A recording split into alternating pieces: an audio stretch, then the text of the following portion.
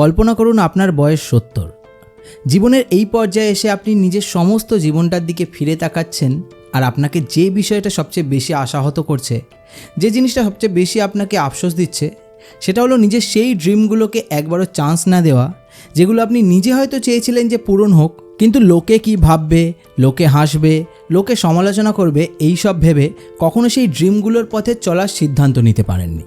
আর সবচেয়ে মজার ব্যাপার হলো, নিজের এই 70 বছর বয়সে এসে সেই লোকগুলোর মধ্যে একটা লোককেও নিজের লাইফে আপনি খুঁজে পাচ্ছেন না, যারা কি ভাববে ভেবে আপনি জীবনটাকে নিজের মতো করে বাঁচেননি। এবার বর্তমানে ফিরে আসুন আর ভাবুন যে আপনি প্রেজেন্ট মোমেন্টে দাঁড়িয়ে এই ভুলটাই করছেন না তো। কিভাবে বুঝবেন? নিজেকে কয়েকটা কোয়েশ্চেন করে।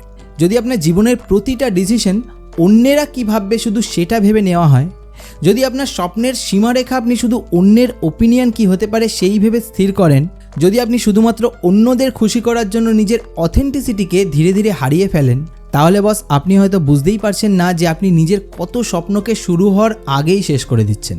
আপনি এমন অনেক কিছু হয়তো জীবনে করবেনই না, যেটা করার পোটেনশিয়াল আপনার হয়তো অনেকের থেকে অনেক অনেক গুণে বেশি রয়েছে। তবে হ্যাঁ, প্রবলেম যখন রয়েছে সেটা সলিউশনও নিশ্চয়ই থাকবে। আজকের ভিডিওতে সেই নিয়েই আলোচনা করব।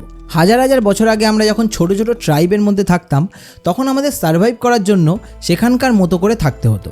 যদি কোনো কারণে মতবিরোধের জন্য একজনকে ট্রাইব থেকে বের করে দেওয়া হতো, তাহলে একা তার পক্ষে সার্ভাইভ করা নেক্সট টু ইম্পসিবল হয়ে যেত। সেই জন্য সেই বহু বছর আগে থেকেই আমাদের ব্রেন এভাবেই ইভলভ হয়েছে, যেখানে সোশ্যাল অ্যাকসেপ্টেন্সটা আমাদের জন্য খুবই গুরুত্বপূর্ণ। আজকের দিনে দাঁড়িয়েও সোশ্যাল অ্যাকসেপ্টেন্স আমাদের জন্য গুরুত্বপূর্ণ। আমাদের ব্রেন রিজেকশনকে ফিজিক্যাল পেনের মতো মনে করে, কিন্তু কিছু মানুষের জীবনে এই ব্যাপারটাই এত বেশি পরিমাণে থাকে, যেটা তাদের জীবনে প্রবলেম ক্রিয়েট করতে শুরু করে। হয় কি, যে যতটা না অন্যরা আমাদের নিয়ে ভাবছে, আমরা তার থেকে বেশি কল্পনা করে ফেলি। এটার একটা নাম আছে, সেটা হলো দ্য স্পটলাইট এফেক্ট, যার মানে হলো যে আমরা যা মনে করি যে মানুষ আমাদেরকে নিয়ে যতটা ভাবছে, আমাদের করা কাজকর্মের জন্য যতটা আমাদের জাজ করছে, অ্যাকচুয়ালি তারা ততটা আমাদের নিয়ে ভাবছেও না, আমাদের ততটা জাজও করছে না। আমরা আমাদের কল্পনাতেই ব্যাপারটা অনেক বাড়িয়ে চাড়িয়ে দেখছি।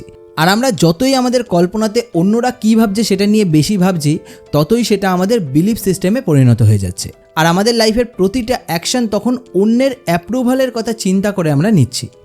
কেমন ড্রেস পরলে আমাকে ভালো লাগবে, কি কেরিয়ার চুজ করলে অন্যরা ভালো বলবে, এমনকি কতটা বড় জীবনের স্বপ্ন দেখব, সেটাও আমরা নিজের কথা বাদ দিয়ে অন্যরা সেটা নিয়ে কিভাবে আমাদের জাজ করবে সেই ভেবে আমরা দেখি। আর এর ফলে কি হয়, আমাদের নিজের হ্যাপিনেস, নিজের ফ্রিডম নিজের হাতে থাকেই না। কিন্তু মনে করে দেখুন যে যখন আপনি ছোট ছিলেন, তখন কি সাবলীলভাবেই না আপনি বড় বড় স্বপ্ন দেখতে পারতেন, সেই স্বপ্ন একদিন সত্যি হবে সেই ভেবে খুশিও হতে পারতেন। কিন্তু যত সময় এগোলো, যত বয়স বাড়লো, সব কিছু কেমন যেন অন্যের ভ্যালিডেশনের ওপর নির্ভরশীল হয়ে গেল। নিজেকে প্রশ্ন করে দেখুন যে আপনি এই বদলে খুশি কিনা। যদি খুশি থাকেন তো নো প্রবলেম, আর যদি খুশি না থাকেন তাহলে এখন থেকেই সবাইকে খুশি করার চিন্তা ছেড়ে দিন। প্রত্যেকটা ডিসিশন নেওয়ার আগে লোকে কি ভাববে সেটা ভাবা বন্ধ করে দিন।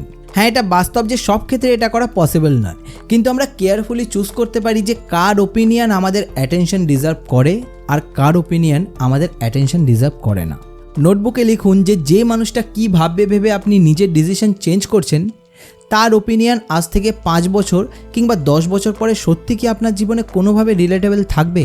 লোকে কি ভাববে এটা নিজেকে বলার বদলে নিজেকে জিজ্ঞেস করুন যে আপনি কীরকম জীবন ফিউচারে বাঁচতে চান। আপনি বড় স্বপ্ন দেখতে গেলে, বড় কিছু জীবনে করতে চাইলে, জীবনটাকে বাঁচার মতো করে বাঁচতে চাইলে লোকে হাসবে, লোকে মজা ওড়াবে, লোকে সমালোচনা করবে। সবসময় এটা নয় যে তারা আপনার ক্ষতিই চায়, এটাও হতে পারে যে তাদের থিঙ্কিং আর আপনার থিঙ্কিং ডিফারেন্ট। হয়তো তাদের স্বপ্ন দেখার পরিধি আর আপনার স্বপ্ন দেখার পরিধির মধ্যে আকাশ পাতাল তফাৎ রয়েছে। তারা সম্পূর্ণ আলাদা পার্সোনালিটি আর আপনি সম্পূর্ণ আলাদা একজন পার্সোনালিটি। দেখুন, আপনার জীবনের একটা পথ আছে যেটাতে আপনি চলবেন ভেবেছেন, যে পথটা আপনাকে আপনার দেখা একটা বড় স্বপ্ন পূরণের দিকে নিয়ে যাবে। সেই পথে আপনি এমন কোনো মানুষের ওপিনিয়ন, জাজমেন্ট কিংবা ভ্যালিডেশনের ওপর বেস করে কেন চলবেন, যার পথটা সম্পূর্ণ আপনার পথের থেকে আলাদা, যার আপনার পথ সম্পর্কে তেমন কোনো এক্সপিরিয়েন্সই নেই। হ্যাঁ, যদি ওপিনিয়ন নিতেই হয় তাহলে আপনার মতো একই পথে চলা এক্সপার্ট কোনো মানুষের থেকে ওপিনিয়ন নিন। দেখবেন সে কখনো আপনাকে ডিমোটিভেটও করবে না, সে কখনো আপনাকে বেফালতু জাজমেন্টও পাস করবে না। উল্টে সে আপনাকে কিভাবে সেই পথে চলতে হবে তার আইডিয়া দেবে। দেখুন বস, আপনি যেভাবেই জীবনে চলুন না কেন, আপনার চারপাশে সবাই তাতে কখনোই খুশি হবে না। একজন খুশি হবে তো 10 জন খুশি হবে না। তাই ওপিনিয়ন মানুষের থেকে নিন, কিন্তু সিলেক্টিভ। যার ওপিনিয়ন আপনার জীবনে সত্যিকারের ম্যাটার করে তার থেকে ওপিনিয়ন নিন, আর বাকিদের ওপিনিয়ন শুনুন কিন্তু ইগনোর করে যান। আর একটা কথা নিজেকে বুঝিয়ে দিন যে অন্যদের সত্যি আমাদের নিয়ে এতটাও ভাবার টাইম বা ইন্টারেস্ট নেই যতটা আমরা ভাবছি যে তারা আমাদের নিয়ে ভাবে।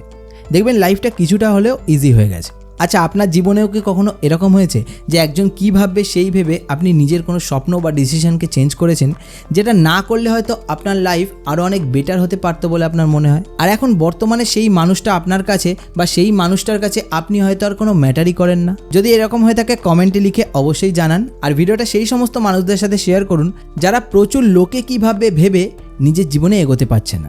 এরকম কন্টেন্ট আরও দেখার জন্য এই চ্যানেলকে সাবস্ক্রাইব করে রাখতে পারেন। আপনাদের সঙ্গে দেখা হচ্ছে খুব তাড়াতাড়ি আরও একটা নতুন ভিডিওতে।